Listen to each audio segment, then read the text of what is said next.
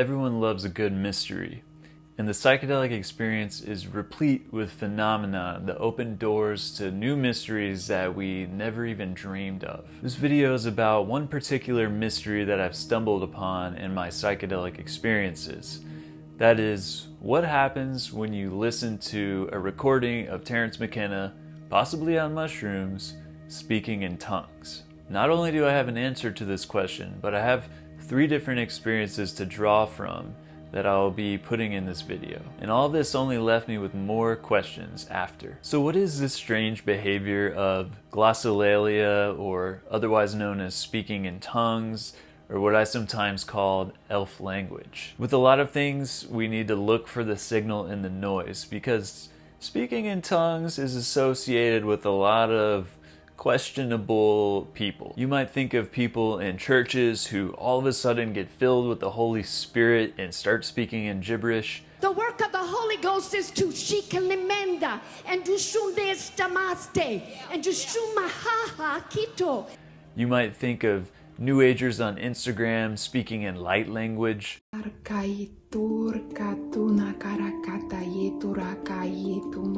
Maybe these things are all connected, but there's definitely some fakers out there. And the angle I'm approaching this is not coming from anything other than my direct experience listening to Terence McKenna do it. In one of his trip reports, he describes a DMT experience where he encounters these elf-like beings that sing objects into existence, and they teach him how to do it too. These entities want me to do what they're doing, and what they're doing is using sound to make objects appear out of the air. They can sing objects into existence. They're language elves. They're like sentences rather than organisms.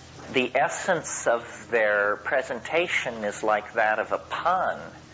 And so what they want you to do is they want you to learn to make a better kind of language.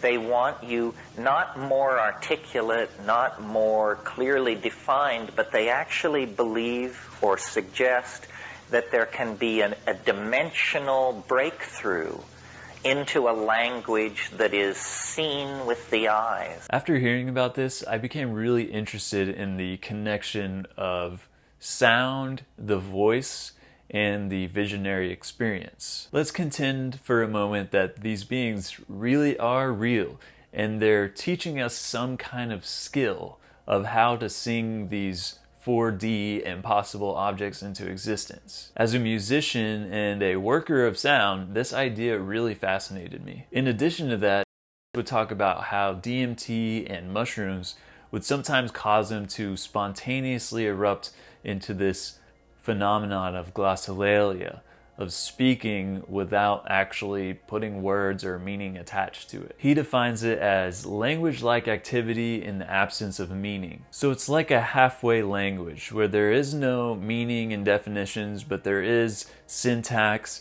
expression, and emotion.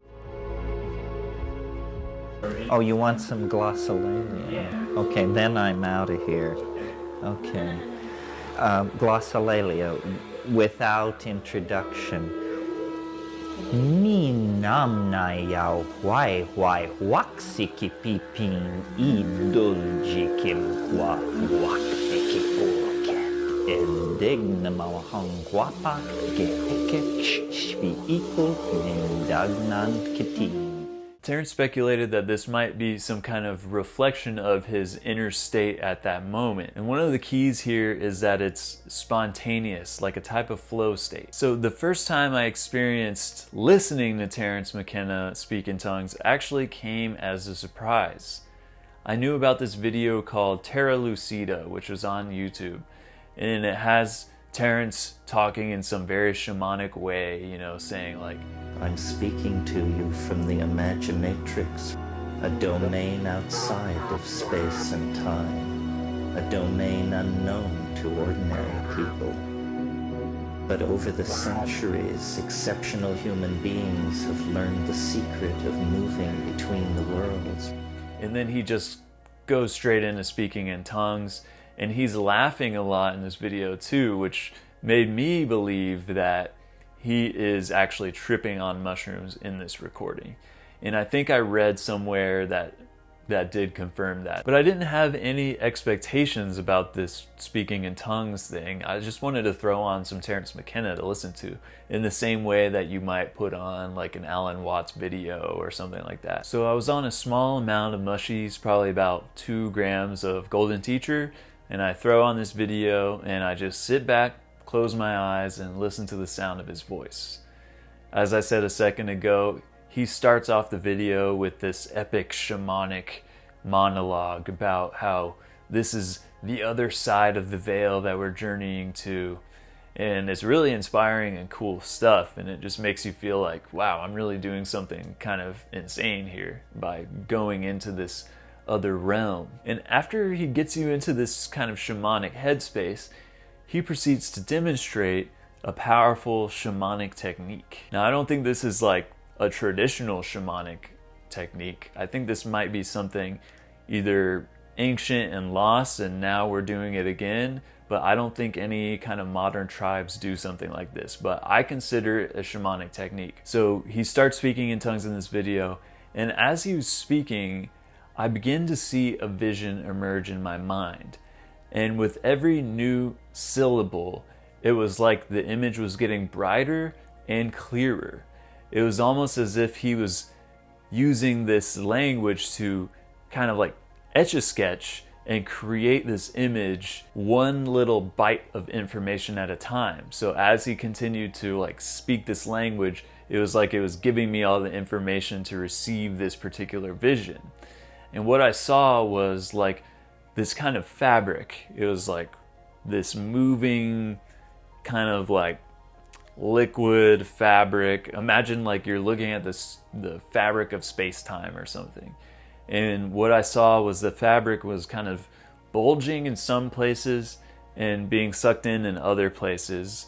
And not only that, but it was all white with black holes scattered. So it was very much this kind of union of opposites. It was almost as if he was painting a detailed picture in my mind, and this weird language was the code that transmitted highly detailed information. I was so amazed at what was happening that I did the wrong thing and I gave in to astonishment.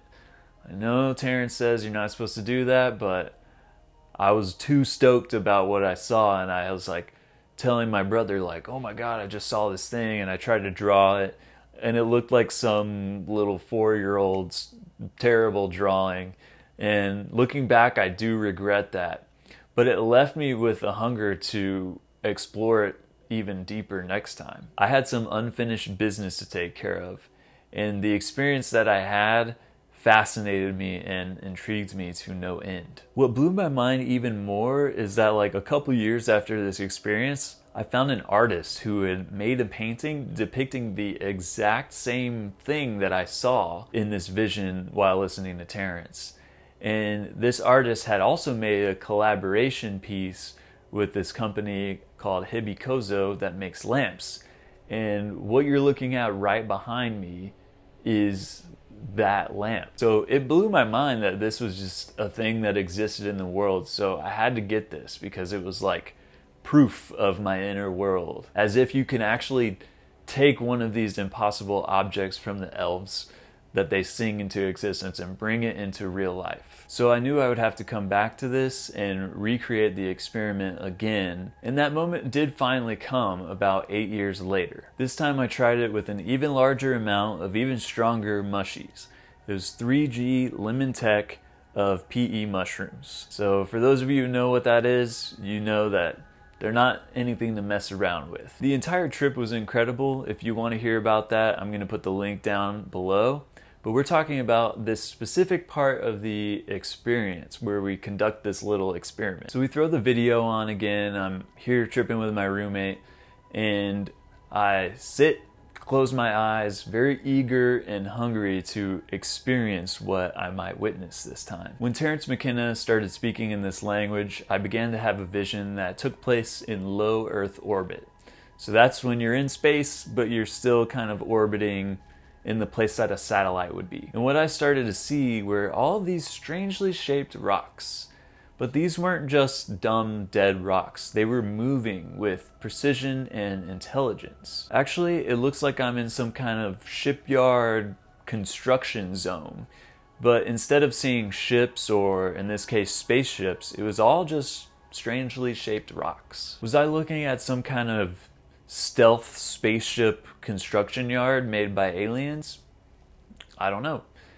And I saw this other set of rocks that were kind of shaped like this. It was like two arched rocks, almost in the shape of the rocks in A Nightmare Before Christmas. And in between these two rocks, it was like glowing right here, like some kind of like, almost looked like the edge of like a welder. And between those two rocks, it was suspending a strange attractor. It was the Lorentz attractor, which is associated with the butterfly effect. Another one of Terence McKenna's ideas that really drew me in over the years, and that kept coming up during my own experiences. But it looked like this thing was suspending the attractor almost as if it was like either being constructed right there or being repaired somehow. So again, just lending to the super weird mix of like industrial shipyard, but also like stealthy asteroid spaceship mysteries. Like it was wild, right? And also completely different from my previous experience too. Just like not similar at all, but equally as like, what the hell is going on? And Terence McKenna often used this idea of a strange attractor as a stand-in for the concept of the transcendental object at the end of time.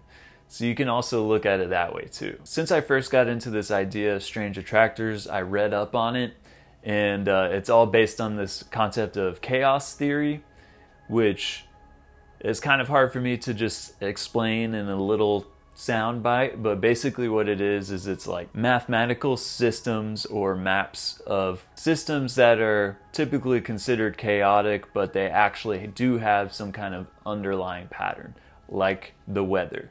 That's how they're able to predict to varying degrees of accuracy what weather is going to happen today. But the thing about attractors and the butterfly effect that's associated with them is that one small change in the initial conditions can lead to a huge outcome later on. And you'll find that this is kind of a universal concept in life too, where you might have had something happen to you one day that seemed small at the time, but then looking back, you realize that that totally altered the entire course of your life. Potentially, this image I was seeing of the strange attractor was getting at this butterfly effect and how one tiny little change now can lead to these drastically different results in the future. So that's the gist of that experience, and I'm still left with a bigger question mark than I had to begin with. But to me, this stuff's really exciting and I want to keep digging in. And I even have experiences from a couple of my friends who I asked to try this experiment for themselves. So I want to share really quickly their experiences with you too, so you can hear what happened to them. Starting with my roommate Kenny, who was right next to me when this happened the second time. Yeah, I think that I do remember there being like a visual like I did feel like I had this like visual projection like being given to me that was just directly tied to like the speeches that were happening, like the speech that was happening, like listening through the Alan Watts stuff and then listening to Terence McKenna, and when he like slips into the speaking in tongues thing. I couldn't describe exactly like picture perfect what it was, but I was seeing all of their ideas like just being set up for me so nicely, and they were like tied like the same way music is sometimes tied like visually to like what the song is saying or the mood it's evoking. I saw the logic to what he was doing when he was speaking in tongues, and I saw the music of it, you know what I mean, in that like distinctly mushroom-esque way, where it's kind of just like you kind of just taking it all in as like a whole. You're not really like picking apart too much of it. I don't know what I think, and that's like something that I like live with and kind of like dance along to, I guess, is my skepticism versus my like belief, I guess. But I do think that, you know, I didn't feel like that was some totally different experience than I'd felt before with, you know, psychedelics, where I definitely do feel this like otherworldly presence and feel like I'm being like communicating with someone or something, if it's an extension of me or us, or I don't know what like higher planes there are, but like it may have taken place in the imagination, but I don't think I imagined it, you know what I mean? So like I said towards the beginning, you know a great mystery is at hand when you ask questions and then you get answers that only lead you to ask more questions. So I'm going to link down below this specific Terence video that inspired me to do this and have these experiences for any curious and brave psychonauts that want to try this for themselves. Of course, I'm not directly telling you to go do this.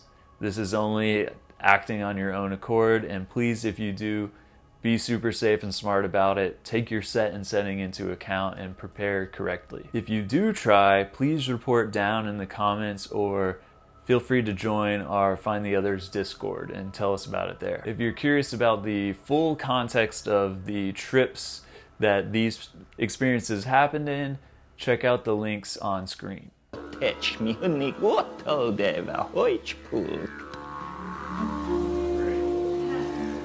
That's it, I'm out of here.